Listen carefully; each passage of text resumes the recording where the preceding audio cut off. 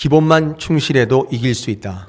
네, 기본만 충실해도 이길 수 있다라는 제목을 가지고 저와 여러분 말씀을 나누겠습니다. 요즘 한국 교회가 지금 이제 이 부흥과 개혁의 필요를 절실히 지금 느끼고 있는 때이죠. 그래서 많은 한국 교회가 기치로 내걸고 슬로건으로 외치는 게 초대교회로 돌아가자입니다. 초대교회로 돌아가자. 그런데 초대교회가 도대체 어떤 교회였길래 이 개혁과 부흥에 목말라 있는 한국 교회가 자꾸 초대교회를 외치는 걸까요? 그 초대교회의 모습이 어떤 모습이 그렇게 개혁적이고 부흥적인 부흥을 갈망하는 우리의 모습에 맞는 교회였을까요? 한번 오늘 주시는 본문을 통해서 같이 말씀 나누면서 또 은혜를 함께 누리기를 원합니다. 오늘 본문 시작은요 이렇게 시작합니다. 그때에 6장 1절에 보니까 첫머리에 그때에 라고 시작되어 있는데 여러분 그때가 언제인 줄 아세요? 앞에 있는 5장의 내용을 쭉 읽어보시면 요약해보면 이렇습니다. 이 베드로, 요한 및 사도들이 성령 충만해서 말씀을 전하는데 그죠? 이 공회 앞에 섰을 때 많은 대제사장과 또 다른 바리새인들과 서기관들이 예수님 전하지 말라고 핍박하고 때리고 매맞고 핍박하고 있었어요. 예수님의 말씀을 전하지 말라고 막 핍박받고 매맞고 있는 그때의 그 뜻입니다. 그때에 여러분 6장 1절 이하에 뭐라고 되어 있습니까? 또 이어서 그때에 제자들이 더 많아졌다 이렇게 되어 있습니다. 신기하죠? 매맞고 억압받는데 제자가 더 많아져요. 제자들이 매맞고 억압받는데 숫자가 더 많아진다는 거 이상하죠. 그죠? 참 신기할 노릇입니다. 매맞고 억압받으면 떠나가고 없어져야 되는데 숫자가 더 많아진다고 이야기하고 있습니다. 여러분 제자들이 늘어나고 숫자가 늘어나는 원리는요. 매맞고 능력을 당하는 일이 있지만 그렇죠? 오늘 우리 읽은 본문은 아니지만 5장 42절에 그럼에도 불구하고 예수를 전하는 일을 그치지 않고 가르침을 계속하면 늘어나는 거예요. 그러니까 환경과 조건 때문에 늘어나는 게 아니라 내부의 말씀과 기도와 학습과 예배가 충만할 때 늘어난다고 오늘 말씀하는 거예요. 자, 이 숫자가 늘어났는데 이런 모습을 통해서 한국교회가 이 초대교회로 돌아가자 이렇게 말씀하는 걸까요? 이 억압받고 이 탄압을 받기 때문에 숫자가 늘어나더라는데 이런 모습을 본받자고 하는 것일까요? 여러분 그런 것은 아닐 겁니다. 자, 매맞고 억압받는데도 숫자가 늘어나는 것도 되게 신기한데 더 신기한 게 있습니다. 여러분 숫자가 늘어났어요. 제자가 늘어났는데 여러분 오늘 읽으신 본문 6장 1절로 쭉 읽어보면 어떤 일이 있어요? 제자가 많아졌는데 숫자가 많아졌는데 늘어났는데 부흥이 찾아온 게 아니라 어떻게 된 거예요? 교회의 문제들이 나타나기 시작한 거예요. 이거 더 이상한 거죠. 온통 이상한 거 투성이에요. 매맞고 억압받는데 숫자가 늘어나 이것도 이상해 죽겠는데 숫자가 늘어나면 부흥이 와야 되는데 부흥이 오는 게 아니라 교회 내에 문제가 발생하고 있더라는 거예요. 초대교회 최초의 위기가 찾아왔는데 문제가 있었는데 그 문제가 뭐였냐면 서로 원망하는 문제였습니다. 사람들이 많이 모이다 보니까 서로 뭐 잘해주니 못해주니 이런 문제로 해서 막 서로 원망하고 싸우더라는 거예요. 헬라파 유대인과 히브리파 유대인이 이 교회 내에 이렇게 두 부류가 있다는 것도 문제잖아요. 이게 뭐 싸워요. 그래서 헬라파 유대인이라고 하는 건 뭐냐면 외국 생활하다가 돌아온 히브리 사람들이에요. 근데 이제 거기에 과부들이 좀 있었는데 왜냐하면 남편이 죽어가지고 아마 본국으로 돌아왔겠죠. 근데 이제 구제하는 일에 원래 토종파 유대인들이 좀 괄세하고 홀대했던 모양이에요. 그래서 문제가 일어나서 서로 원망하고 싸우는 일이 발생했습니다. 사도들한테 와가지고 이 문제 어떻게 하겠냐고 이렇게 우왕좌왕 아마 하지 않았겠습니까? 이때 사도들이 어떻게 했는가를 한번 주목해 보시는데 야 그거는 이런 거야. 저거는 저런 거야. 이렇기 때문에 이런 거고 저렇기 때문에 저런 거야. 다 그런 거야. 인생은 다 그런 거야. 교회는 다 그런 거야. 이렇게 얘기하지 않고 시시비비를 따지고 옳고 그름을 판결해 준 게 아니에요. 그렇죠? 그렇죠? 어떻게 했냐면요. 이 사도들의 처방이 눈길을 끕니다. 그렇게 문제를 가지고 나왔을 때 직접적인 어떤 수를 내기 위해서 애쓴 게 아니라 그죠? 오히려 성령과 지혜가 충만한 이들을 7명의 집사를 선출해서 그 일을 맡기고 오히려 사도들은 어쩌면 그 일과는 직접적인 관련이 없어 보이는데 기도하는 일과 말씀 사역에 힘쓰겠다. 오늘 4절에 이게 처방이에요. 그렇죠? 저는요, 이 사도들이 그 문제 앞에 내놓은 처방을 읽어보면서 왜 현대 교회들이 개혁과 부흥의 기치를 부르짖을 때 초대교회로 돌아가자고 하는지 그 이유를 알게 돼요. 숫자가 많이 늘어난 모습이 아니라 어떤 문제가 있을 때, 그렇죠, 기본으로 돌아가는데 말씀과 기도로 돌아가자고 선언했던 그 사도들의 외침, 그리고 그 교회의 결단이 바로 부흥이고 개혁인 거예요. 한국교회가 이것을 바라보기 때문에 문제가 있을 때마다 초대교회로 돌아가자고 하는 이유는, 보라고 초대교회에 폭발적인 부흥이 있었지 않았냐, 그 숫자가 늘어나는 데 있는 게 아니에요. 오늘 읽으셨잖아요. 숫자는 많은데 문제가 발생하고 있잖아요.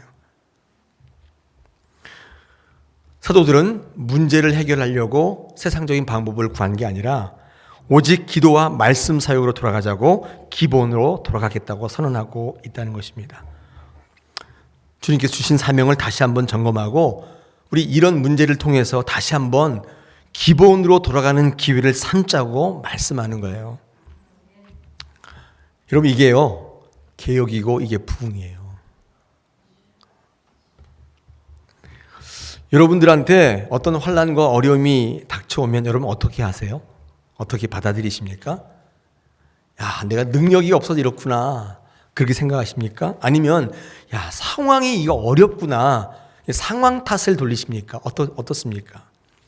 오늘 읽어보신 대로 우리가 부흥의 기치로 개혁의 모델로 삼는 초대교회, 특별히 지도자들, 이 사도들의 독특한 시각이 있는데, 매맞고 위협당하고 제자들의 숫자가 늘어나고 성도의 숫자가 늘어나는데도 불구하고 위기가 찾아왔다면 본질이 잘못됐구나 를 본 거예요. 독특한 시각이죠. 아, 내가 능력이 없구나, 그게 아니라 상황이 안 좋구나, 그게 아니라 뭔가 본질이 틀어져 있구나, 이렇게 본 거예요. 그러니까 어려움이 있을 때, 환난과 역경이 닥쳐왔을 때 그거 어떻게 바라보는가의 문제라는 것입니다. 여러분 어떻게 생각하십니까? 어떻게 바라보십니까? 특별히 저는요, 예수 믿는 사람들에게는 이런 시각이 매우 중요하다고 생각이 됩니다. 왜 그러냐면 성도의 삶이라고 어려움이 없는 게 아니에요. 환난이 없는 게 아니라고요. 똑같이 있습니다. 여러분, 예수를 잘 믿고 있는데, 교회 잘 다니고 있는데 이렇게 문제가 생기고 환난이 왔을 때 여러분 어떻게 하시겠습니까? 왜 이런 일이 내게 있을까 생각하지 않겠어요? 나 교회 잘 다니고 있는데, 예배 잘 드리고 있는데, 꼬박꼬박 주일 나가고 있는데 왜 내게 이런 어려움이 있을까? 여러분 그런 생각을 하지 않겠어요? 하겠죠, 당연히. 여러분, 근데 이 어려움을 바라보는 성도의 시각에 두 가지 시각이 있다고 그래요. 첫째는요, 이 회의론적 시각이에요. 이게 뭐냐면 예수 믿는데 회의론이 있는 거예요. 그러니까 예수 잘 믿고 있는데 고난당하고 어려움을 당한 것을 나름대로 분석해 보니까, 가만히 살펴보니까 왜 이럴까 살펴보니까 자연적으로 믿지 않는 사람들 이렇게 비교하게 되는데, 그들이 하는 것보다 하나 더 하고 있는 거예요. 내가 가만히 보니까 그게 교회 다니는 거예요. 처음에는 교회 다닐 때 그냥 다녔는데, 다니다 보니까 기왕에 교회 다니는데 이렇게 하기보다는 목사 말대로 제대로 한번 믿어보자, 그런 생각이 든 거예요. 뭔가 있을 것 같아가지고. 근데 막상 해보려고 하니까 어려운 거예요. 시간도 들고 물질도 들고 정열도 많이 요구돼요. 쉬운 게 아니더라는 거예요. 그런 짬에 이런 환난을 당하고 고난을 딱 당하면 정신이 번쩍 드는 거예요. 아, 그동안 내가 너무 무리했구나, 내 일에 너무 소홀했구나. 현재 나의 삶의 고난과 환난의 이유를요, 예수 믿는 일로 인하여 너무 많은 물질과 시간을 낭비한 것에 대해서, 소비한 데서부터 찾으려는 경향이 회의적 시각이에요. 그러니까 믿는 성도들이 어려움을 당할 때 여기 이렇게 초점이 맞춰져요. 아, 내가 이거 아니었구나. 야, 구원의 문제, 생명의 문제, 이건 내게는 사치였구나, 무리였구나, 먹고 사는 것도 힘든 내가 쓸데없는 데 신경 썼구나, 그래서 이렇게 어려워지는구나. 충분히 그럴 수 있다고 생각이 됩니다. 그래서 이렇게 회의론적인 시각을 갖고 있는 분들은 제일 어려울 때, 신앙생활 하면서 가장 어려울 때 신앙생활 그만두죠. 그죠?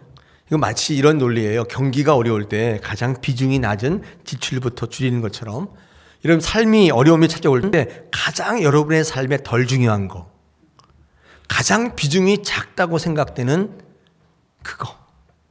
그거를 잘라내는 거예요. 정리해내는 거예요. 그렇죠? 그래서 어려움이 당하면 회의론적인 시각에 내가 지금 너무 사치했구나.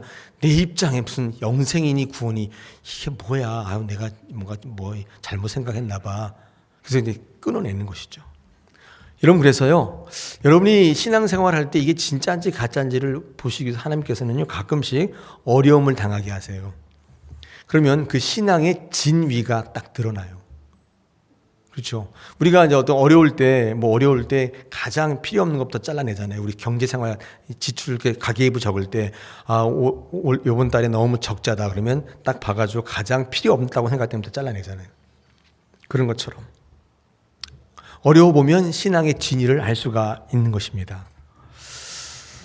여러분, 근데요, 한번 가만히 생각해 보면 정말 그분의 말처럼 신앙생활 할 때, 살아갈 때 신앙생활 때문에 어려움을 겪는다고 생각하는 게 이게 맞는 걸까요? 그런 분이 있다면 그게 맞는 얘기일까요? 근데 철저한 오해예요. 왜 그러냐면 이렇습니다.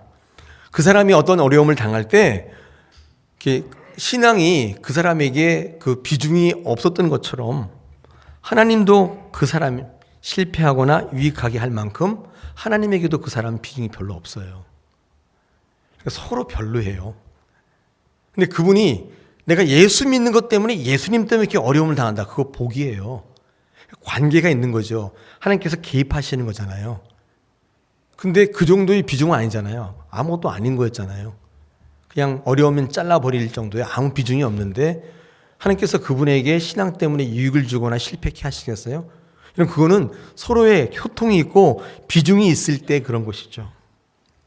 예수 믿는 일로 실패하거나 승리하는 일은 예수님이 개입하시는 결과 아니에요?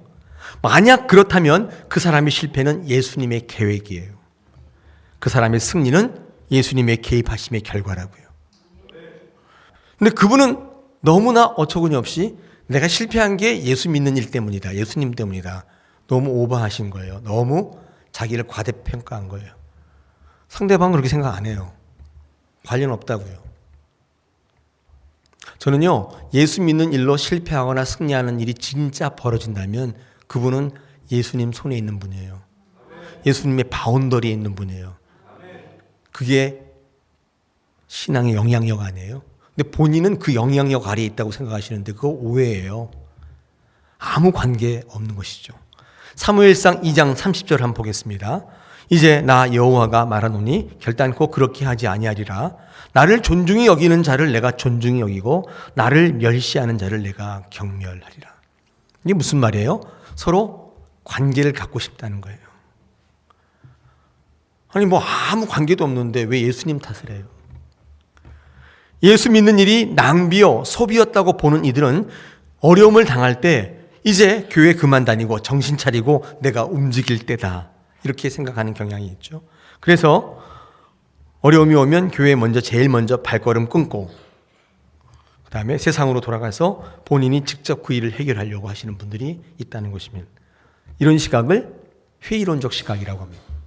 다시 한번 말씀드리지만 우리가 예수 믿는 일에 어려움을 당할 수 있습니다. 신앙생활 중에. 근데 여러분 그 어려움이 그 실패가 그 성공이 하나님의 일이었으면 좋겠습니다. 그러면 그 내용이 어찌하든지 간에 승리예요. 자, 반면에 어떤 시각이 또 있냐면요. 개혁적 시각이 있습니다. 우리 성도의 삶 속에 어려움을 당하잖아요. 그것을 바라볼 때 또 하나의 시각은 개혁적 시각이 있는데 이런 거예요. 신앙생활 중에 어려움을 당할 때 이거 왜 이러지? 왜 이런 일이 있지? 그러면서 내가 믿는 것이 뭐가 잘못됐나? 방향을 잘못 잡았나? 내가 지금 엉뚱한 데로 가고 있어서 그런가? 그러면서 믿음의 본질을 살피고 기본을 점검하는 분도 분명히 있다. 그분은 우리는 개혁적 시각을 갖고 있다고 얘기하는 거예요. 여러분 믿는 사람의 기본이 뭐냐면요. 말씀 읽고 예배 드리고 그리고 기도하는 거. 기본이에요. 어려움을 당할 때 회의적으로 내가 드린 것에 대한 비교 가치를 생각하는 것이 아니라 어려울 때 신앙의 기본으로 돌아가서 무엇이 잘못되었는지를 살피는 그런 놀라운 시각을 갖고 있는 분들도 있어요. 여러분 가운데 있으시죠? 있단 말이죠. 그분들은 이렇게 생각해요. 아, 그렇구나. 내가 그동안 너무 말씀 잊어버리고 살았구나. 아, 내가 그동안 바쁘고 힘들다고 기도하지 않았구나. 그동안 피곤하다는 이유로 예배의 자리에 나가기를 게을리했고, 직장 바쁘고 힘들다는 이유로 그 전에 그렇게 열심히 했던 거 다 그만두고 내가 지금 뭐 하고 있었남? 이렇게 생각하는 거예요. 내게 닥치는 환난과 어려움을 기본을 점검하라는 사인으로 받아들이는 거예요. 기본으로 돌아가는 거예요. 이게 개혁이에요. 개혁. 여러분 어떤 시각을 갖고 계세요? 어떻게 생각하세요? 네. 회의적이세요? 개혁적이세요? 네. 고맙습니다. 마음이 위안이 되네요. 네. 여러분, 그래서 믿음을 한번 정의해 보면요. 믿음은 어떤 특정한 상황에만 반응하는 게 아니라 모든 상황에 반응하는 거죠. 그렇죠. 근데 요거에만 믿음이 적용되고 요거는 안 적용, 그죠? 믿음 아니죠. 믿음은요, 어떤 상황에도 다 반응하는 것입니다. 그래서 언젠가 제가 말씀드렸듯이 참 믿음은요, 무슨 일이 생겨도 좋다는 배짱이에요. 그건 뭐냐면 모든 상황 속에 적용한다는 뜻이에요. 이거는 안 돼. 이건 절대 이런 일이 있을 수는 없어.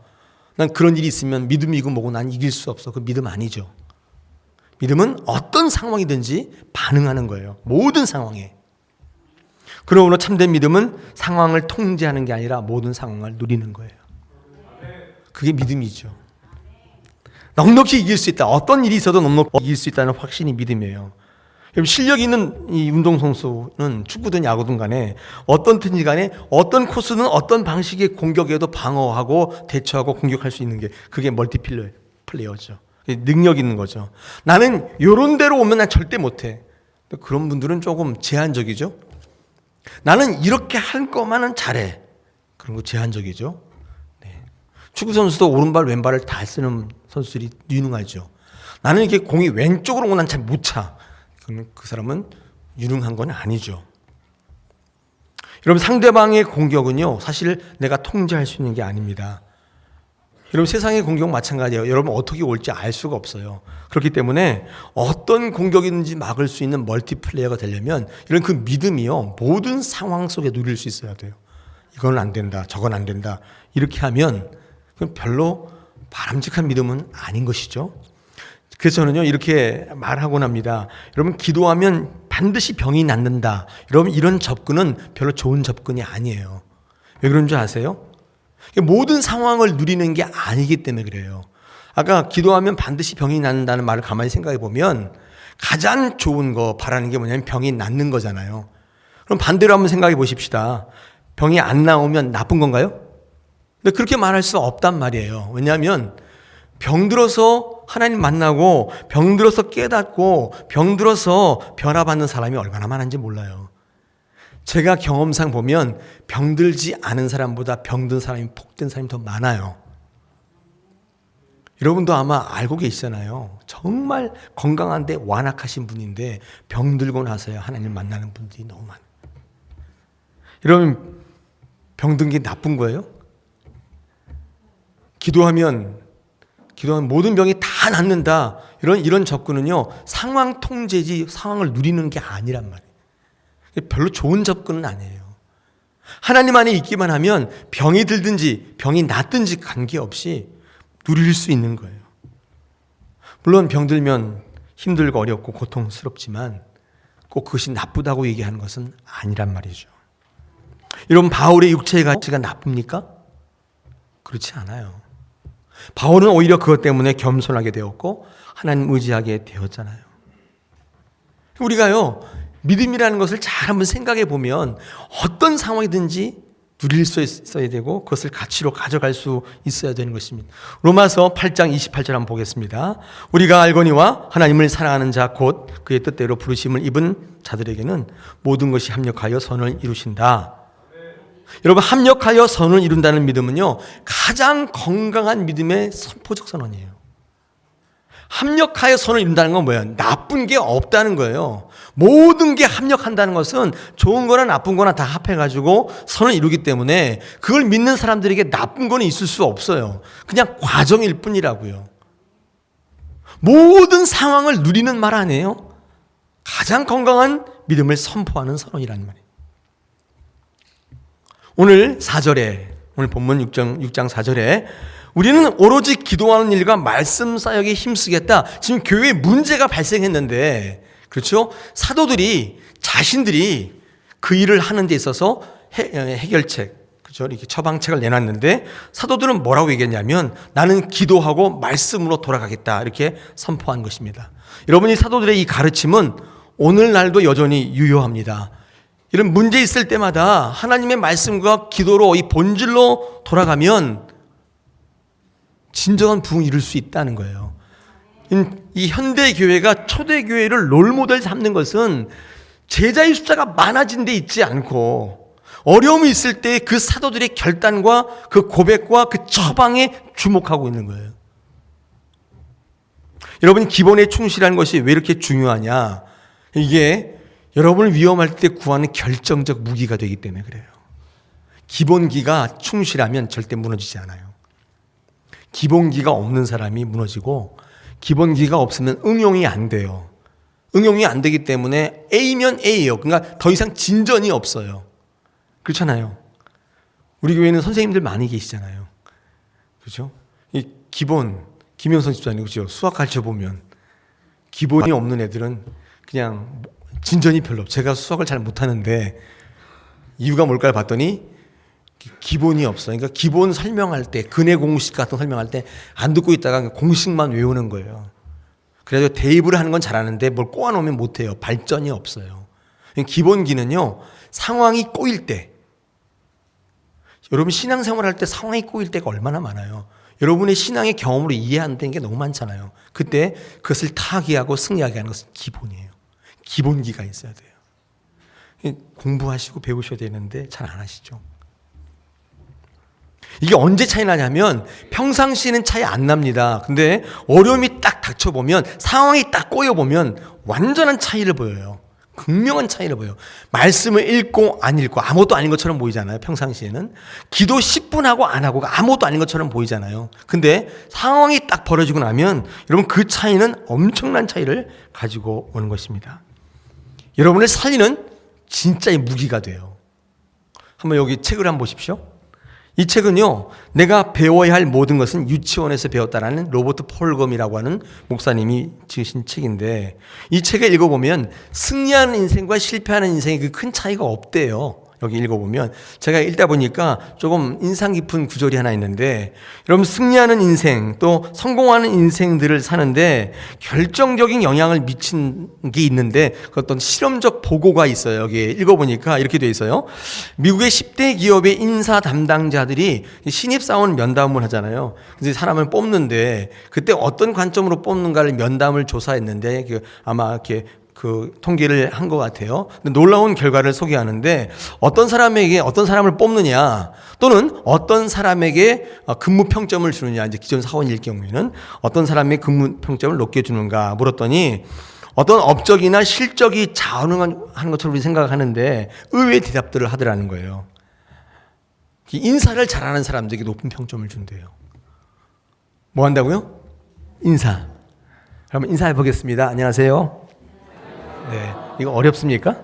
안녕하세요. 네, 교회에서는요 안녕하세요보다는 축복합니다. 네, 이렇게 하시면 좋을 것 같아요. 또는 샬롬 한번 해보겠습니다. 샬롬.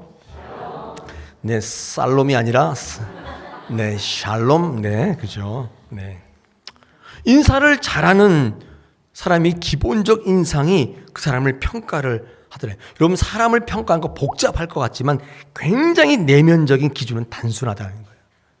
저 사람이 어느 대학을 나오고 어떤 일을 하고 그게 아니라 만났는데 인사를 깍듯이 하고 밝게 안녕하세요 하면 굉장히 기분이 좋고 저 괜찮은 친구네. 너무 단순 무구해요. 근데 하버드대 나왔는데 자격증이 몇십 개 있는데 항상 근엄해. 그리고 인상을 이렇게 써요. 이렇게. 근데 그걸 보는 사람에 따라 저 인간 나를 무시하나? 이렇게 생각이 되고, 근데 그거 아닌데 아무리 업적이 있고 스펙이 탁월해도 이게 발탁되지 않아요. 여러분 인사하는 거 어디서 배워요? 유치원에서 배워요. 유치원에서. 유치원 학생 인사 한번 해보겠습니다. 안녕하세요. 안녕하세요. 네. 여러분 신앙도 마찬가지입니다. 신앙의 기본이 뭐냐? 따라해 보겠습니다. 말씀 읽고, 기도하고, 예배하는 거. 생기본이에요. 생기본. 근데 이게요, 여러분의 인생에 신앙의 문제가 꼬일 때 여러분을 살려내는 무기가 돼요. 아무것도 아닌 것처럼 보이죠, 이게. 아무것도 아닌 것처럼 보여서 여러분 무시하시죠? 이거 뭐 어쩌나 괜찮아. 그렇죠? 여러분 40일 금식 기도할 필요가 없어요. 먼 오지에 선교사로 나갈 필요도 없어요. 내가 예수 믿고 있는데 생명을 누리지 못하고 본이 되지 못한다면 지금 기본을 지키고 있지 않는 거예요. 어떤 이유이든지 기본으로 돌아가면 능력이 생겨요. 말씀으로 기도로 돌아가면 무기가 생기는 거예요. 할렐루야. 이 부족한 목사가 주장하는 건 그거 하나예요. 예배하시자고요. 근데 여기 이견이 있을 리가 뭐가 있어요? 여기 무슨 이견이 있을 수 있어요? 저 피곤한데 그럼 쉬세요. 네, 예배하시자고요. 그래도 기도하시자고요. 기도 안 하면 목사가 무력해져요. 여러분 중보기도에 가장 민감한 사람이 목사예요. 여러분 보시기에 김동호 목사가 빌빌대고 있으면 사람들이 기도 안 하고 있고 나를 보시면 딱 맞아요. 당신이 잘해야지. 물론 제가 잘하는데 힘이 안 나요. 제가요 회사에서 업무 보는 게 아니기 때문에 이 영적인 일은 참 묘한 거예요. 여러분 누구에게 묻지 마시고 여러분에게 한번 물어보세요. 여러분 설교하는 담임 목사에서 얼마나 기도하세요? 영적인 피곤함이 가중이 될 때 여러분 아마 그런 생각을 하게, 아무도 여러분을 위해서 기도하지 않을 때 영적인 피곤이 가중돼요. 그 대표적인 사람이 엘리야 아니에요? 850대 1로 싸우고 난 다음에 죽여달라고 로뎀 나무 아래서 우울증이 걸리잖아요. 그 왜 그런 줄 아세요? 기도가 기본이 없으면 그런 거예요. 여러분 이 기본으로 돌아간다는 것은요, 구체적으로 제가 지금 말씀과 기도로 돌아간다고 말씀드렸는데 이 말씀과 기도로 돌아간다는 것을 다른 말로 한번 바꿔보면요 이런 거예요. 뭐 말씀과 기도 말고 많잖아요. 40일 기도도 있고 뭐 산기도도 있고 뭐 방언도 있고 많잖아요. 근데 그런 것보다도 차근차근 절차를 밟아 나간다는 뜻이에요. 그럼 이 기본으로 돌아간다는 것은 건너뛰지 않는다는 뜻입니다. 그러니까 스텝 바이 스텝이에요. 다시 말하면 절차를 지키는 것을 의미해요. 급하다고 멋있어 보인다고 그 절차를 넘어뛰지 않는 거예요. 방언하는 거 너무 멋있죠. 너무 능력 있어 보이죠. 그런데 기도하는 거예요. 어려움을 당할 때 빨리 벗어나고 싶은 것은 인지상정입니다. 그래서 절차 무시하고 과정 무시하고 단계 무시하고 바로 지름길로 가고 싶어요. 근데 그게 기본이 아니라는 거예요. 여러분 우리가 기본 지키지 않는 것은 이런 단계적인 절차를 무시할 때 우리는 기본으로 돌아가지 못할 때가 많이 있다는 것입니다. 오늘 본문 읽으신 것처럼 초기 기독 공동체에 문제가 발생했습니다. 이 문제가 발생했을 때 여러분 사도들은요, 뭐 개인들은 뭐 어쨌건 뭐 이렇게 기도와 말씀으로 하겠다 이렇게 결단하고 공포해 있죠. 이게 지도자들이 해야 할 일이라고 보고 이게 부흥이라고 생각하는데 또 동시에 많은 사람들에게 어떻게 했냐면 그죠? 사람들을 세워야겠다는 의견을 이제 내세우면서 사람들을 세우는 데 있어서 그냥 평상시 자기 멋대로 하는 거 아니에요. 너 마음에 드니까 너 해 이렇게 한 게 아니에요. 어떻게 했습니까? 어떤 규정과 절차에 의거해서 선출 제도를 통해서 했단 말이에요. 오늘 여러분 그 3절을 보시니까 7명의 그 선출하는 이제 그 과정은 선거를 거쳤죠. 그리고 그 위에 보니까 어때요? 그냥 하는 게 아니라 3절에 보니까 그죠? 기준이 있죠. 뭐예요? 성령과 지혜가 충만하고 칭찬받는 사람, 이렇게 규정을 세웠어요. 규정을 세워가지고 절차를 두고 단계를 거쳐서 그냥 막 하는 게 아니라 7명을 선출해서 규정된 선거 절차, 이 제도를 통해서. 그리고 6절 보십시오. 6절에 뭐라고 되어 있습니까? 그러고 난 다음에 나중에 어떻게 해요? 하나님의 이름으로 안수하고 영적 권위를 부여함으로써 교회 안에 질서를 확립해 나가는 것으로 본질로 돌아갔다고요. 이 본질로 돌아간다는 것은, 기본으로 돌아간다는 것은 이 밟아야 할 스텝을 밟아 나가는 거예요. 우리 갓난아기가, 그렇죠, 갑자기 어른 될 수 있어요? 나는 빨리 어른 돼서 우리 엄마 아빠 효도할 거야. 그래서 아동기도, 청소년기도, 사춘기도 건너뛰고 바로 장년기가 될 수 있나요? 아무리 급해도 밟을 거 하나씩 하나씩 다 밟아가야 돼요. 사춘기도 거쳐야 되고 다 거쳐야 돼요. 그래야 효도하는 장성한 어른이 되는 거예요. 기본으로 돌아간다는 것은 절차 단계를 그대로 밟아가는 거예요. 어려울수록 정도로 가셔야 돼요. 왕도는 없습니다. 여러분, 성경을 읽으실 때 신앙적 유익을 완성하기 위해서 하나님께서 우리에게 요구하시는 절차와 질서가 있어요. 그거 무시하시면 안 돼요. 레위기 14장 1절로 20절에 보니까 거기 나병에 대한 규정이 나와 있습니다. 자, 오늘 그거는 이제 뭐 제가 요약해 드리면, 나병에 걸리면 어떻게 한다 이런 규정이 나와 있는데, 여러분, 나병에 걸리면, 문둥병에 걸리면 어떻게 되죠? 어떻게 돼요? 힘들죠. 아프죠. 근데 쫓겨나요. 집 밖으로 쫓겨나서 가족들과 격리되어 살아요. 근데 나병이 아프고 그런 것도 중요한데 너무 외롭고 고독한 병이에요. 그래서 병 때문에 죽는 게 아니라 외로움 때문에 죽는다는 얘기가 있어요. 근데 기적같이 났어요. 그럼 어떻게 해요? 너무 그리워서 막 엄마 그러면서 막 집에 뛰어서, 절대 그렇게 못하게 돼 있어요. 절차가 얼마나 복잡한지 몰라요. 세상 만나고 집 밖에 한 번 더 씻고 오고, 한 번 더 살피고, 겨드랑이를 보고 여기를 보고 또 한 번 씻고 오고, 7번이나 그 짓을 계속해야 되고, 그리고 세상이 옳다고 판단되고 제사를 지낸 이후에, 그리고 7일이 지난 이후에 읽어보면 뭐 이렇게 복잡한지 몰라요. 근데 내가 다 났는데 지금 게 뭐가 필요하냐고, 그까짓 거 그냥 막 달려가서 만나면 되지, 이렇게 절대로 못하게 돼 있습니다. 하나님께서는 왜 그런 인간의 요구와 필요를 아심에도 불구하고 이 과정을, 이렇게 절차를 까다롭게 만들어 놓으셨느냐? 이유가 뭘까요? 이유가 뭘까요? 여러분, 이거 굉장히 중요한 거예요. 여러분, 그 절차와 과정을 밟아가는 가운데 우리가 필터링 돼요. 굉장히 중요한 거죠.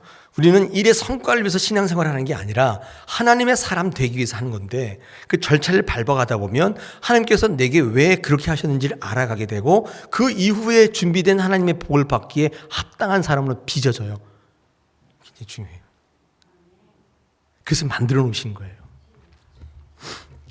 제가 성경 공부 때 얘기했던 신사도 운동, 요즘에 이단, 성령 이단인데, 이게 뭐냐면 교회에 옛날 사도들의 능력이 없으면 가짜다, 이렇게 부르짖는 그런 교회들인데, 여러분, 이 신사도 운동이 왜 이단이냐면 절차를 다 생략해요. 복만 달라는 거예요. 훈련이고 연단이고 봉사 이런 거 불편하니까 다 생략해버리고 복만 달라는 거예요. 이단이에요. 이단. 왜요? 절차를 무시해요. 질서가 없는 거예요. 왜 하나님께서 사도들에게 그 능력을 줬는지를 잊어버린 거예요. 여러분, 신앙도 절차를 밟아야 합니다. 이유가 있어요. 기다려야 돼요. 이유가 있다고요. 우리는 지금 사순절 기간을 보내고 있는데 40일 동안 지금 절차를 밟고 있죠. 왜 그렇습니까? 이유가 뭐예요? 부활의 아침, 그 영광을, 감격을 누리기 위해서요. 기다리는 거예요. 이런 신앙의 전통의 절차를 잘 지켜 행하면 내게 주시는 분명한 영적 유익이 있습니다. 이게 어쩌면 우리가 하나님 앞에 서는데 가장 기본일 수 있어요. 말씀과 기도로 돌아가라는 것은 그 이 상위에 많은 고매한 신앙적 행위와 신앙적 유익이 있지만, 그거보다도 가장 밑바탕에 있는 기본, 그것을 먼저 밟으라는 거예요. 그게 바로 개혁이고 부흥인 거예요. 우리는요, 그때그때 어떤 것들이 유익한 것인지 선별하거나 행할 수 있는 그런 능력과 경험이 없어요. 그렇기 때문에 과거 믿음의 선진들이 어떻게 했는지를 눈여겨볼 필요가 있습니다. 그들이 교회 안에서 삶의 자리에서 어떤 질서와 절차를 거쳤는지를 잘 볼 필요가 있습니다. 예배 드리는 것, 기도하는 것, 하나님께 물질을 드리는 것, 일꾼을 세우는 것, 힘들고 어렵지만 반드시 정도를 밟아가셔야 돼요. 그럴 때 하나님께서 그 일로 인하여 부흥과 또 우리 삶을 개혁하는 놀라운 일을 하시는 줄 믿습니다. 여러분 다 아시는 분인데 한번 네. 저 누구죠, 저 사람이?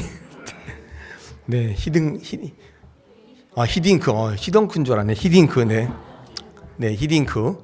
히딩크가 이 리더십이 끝내주는데 그 리더십을 한마디로 말하면 저거예요. 기본으로 돌아가라. 그 전까지 한국 축구는요, 기술이 되게 좋은 줄 알아요. 그래서 한국 축구에 보면 기술위원회라는 게 있어요. 아세요? 한국 축구협회 가면 기술위원회라는 게 있어요. 그러니까 기술이 축구를 결정한다고 생각했는데 저 사람이 와가지고 그 생각을 뒤집었는데 축구는 기술이 아니라 체력이라는 거예요. 체력이 없으면 기술이 말짱 헛거다. 근데 왜 저 사람이 오기 전까지 한국 축구는요, 이 후반전에 급격하게 체력이 떨어져가지고 지는. 그래서 뭐라고 했냐면, 야, 유럽 사람들은 원래 체격이 원래 그래. 고기를 많이 먹어서 그래. 우리는 체격도 조금 많고 고기를 안 먹어서 그래. 이런 소리 했다니까요. 근데 저 사람이 와서 딱 보니까 아닌 거예요. 보니까 기본기가 안 돼 있는 거예요. 한번 뛰면 계속 헉헉거려서 저런 사람이 무슨 축구를 하냐 이렇게 생각한 거예요. 제가 손흥민 선수 좋아하잖아요. 근데 지난번에 2018년도 리그 첫 골을 첼시와 할 때 넣었는데 인상 깊은 골이 있는데 이 중앙선 근처에서 볼을 딱 받아가지고 한 50m를 단독으로 막 드리블 해요. 와가지고 많은 사람들 제끼고 골문대까지 와서 골을 쳐놨어요. 근데 그리고 나서 헉헉거리는 게 없어요. 세레모니하고 하는데 똑같아요. 숨도 하나 몰아쉬지 않아요. 이게 무슨 얘기예요? 체력이 된다는 얘기예요. 50m를 전력 질주해서 모든 수비수를 다 따돌리고 슈팅해서 꽂아 놓을 때까지 체력이 있다는 얘기예요.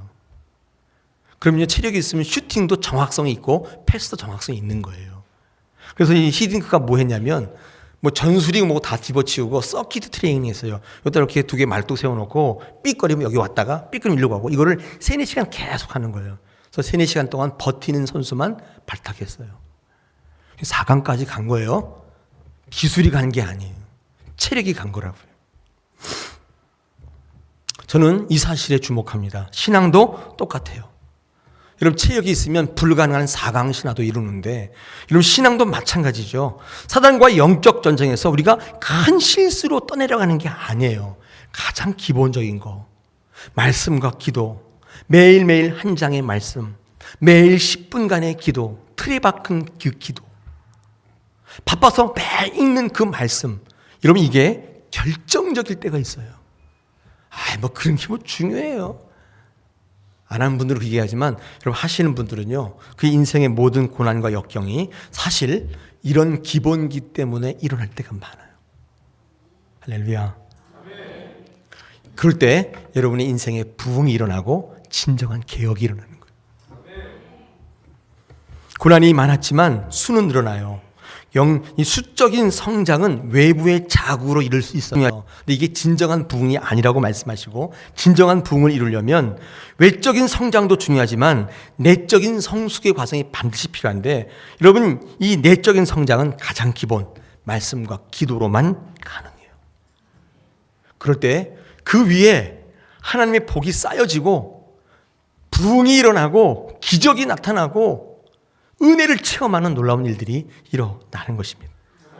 우리는 지금 교회나 여러분이나 부흥에 목말라 있다고요.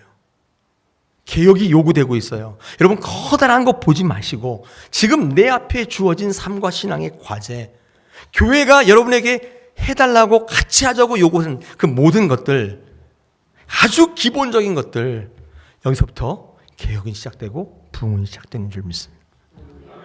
오늘 3월 마지막 주일 이제 개혁의 설교를 마치겠습니다.